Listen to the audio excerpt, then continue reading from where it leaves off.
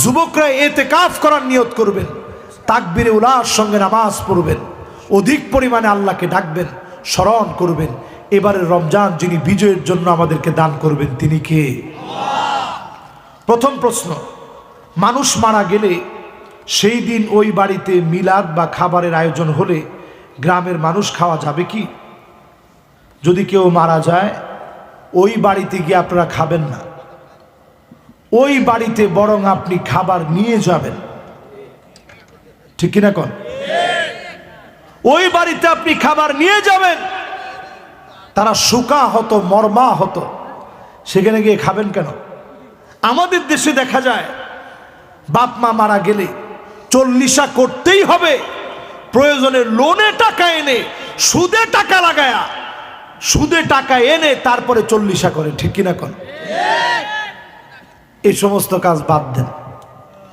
মৃত্যুর পরে প্রথম কাজ পিতামাতার কোনো ঋণ থাকলে পরিশোধ করা, ওসিয়ত পূরণ করা, পারলে পিতামাতার জন্য দান সৎকা করবেন।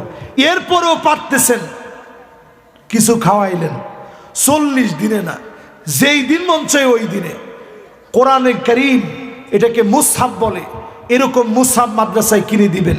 পিতামাতার নামে নলকূপ বসায় দিবেন। এই কূপের পানি, নলকূপ মানে এখন টিউবওয়েল, এখন আর নলকূপ কিন্তু ডিপ টিউবওয়েল বসায় দিবেন। যদি পারেন ঠান্ডা একটা পানির পাত্র বসায় দিবেন। গরমকাল আসতেছে, মানুষ খেয়ে খেয়ে দোয়া করবে। এই যে রমজান মাস আসতেছে, কাউরে একটা খেজুর হইলেও খাওয়াবেন। সাকাহাল্লাহু হাউদি, আল্লাহর নবী বলেছেন আল্লাহ পাক তাকে হাউজে কাউসার থেকে পান করাবেন। জোরে কোন আল্লাহু আকবার। এরপরে আসেন, প্রবাসীর স্ত্রীকে বাহির করে নিয়ে এসে বিয়ে করে প্রায় 3 বছর ধরে সংসার করতেছে, এই বিয়ে বৈধ নাকি অবৈধ?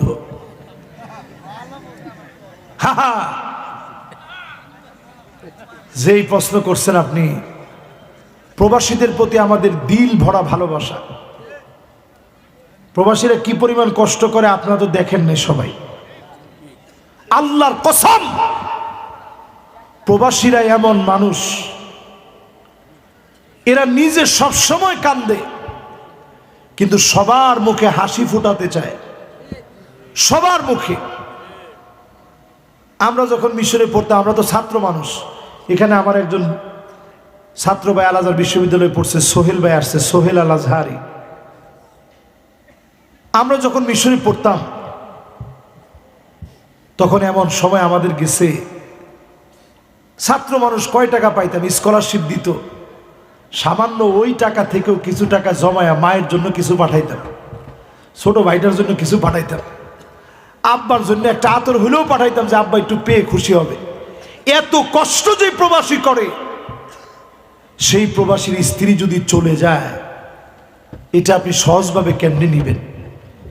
এই যে সম্পর্ক, এটার নাম পরকীয়া। পরকীয়া যেই মহিলা করবে, শরীয়ত যদি স্টাবলিশড হয় জমিনে, তাইলে তার শাস্তি হচ্ছে তাকে এই পর্যন্ত মাটির ভিতরে ঘেরে ফেলে পাথর নিক্ষেপ করে হত্যা করতে হবে। তাহলে শাস্তিটা কি ছোট না বড়? অন্যায়টা ছোট না বড়? এই জন্যই বড় অন্যায় যে করছেন, সমাজ থেকে তাদেরকে বয়কট করা উচিত। এবং এই বিয়েটা অবৈধ, কারণ প্রথম স্বামীর সাথে তার কোনো সারাসারি হয় নাই। এটা অবৈধ বিবাহ, এটা জিনার সম্পর্ক। এই সম্পর্ককে কেউ কোনোভাবে অ্যাপ্রিশিয়েট করতে পারে না। এলাকার যারা দায়িত্বশীল আছেন, দায়িত্বশীল ভূমিকা নিয়ে এদের বিরুদ্ধে আইনানুগ ব্যবস্থা নেওয়া উচিত। বাংলাদেশের আইনেও দণ্ডবিধি অপরাধ এটি। এই অপরাধ সংগঠিত যারা করেছে তাদের বিরুদ্ধে আইনানুগ অবস্থা নেওয়া আমাদের জন্য জরুরি। ঠিক কিনা বলেন?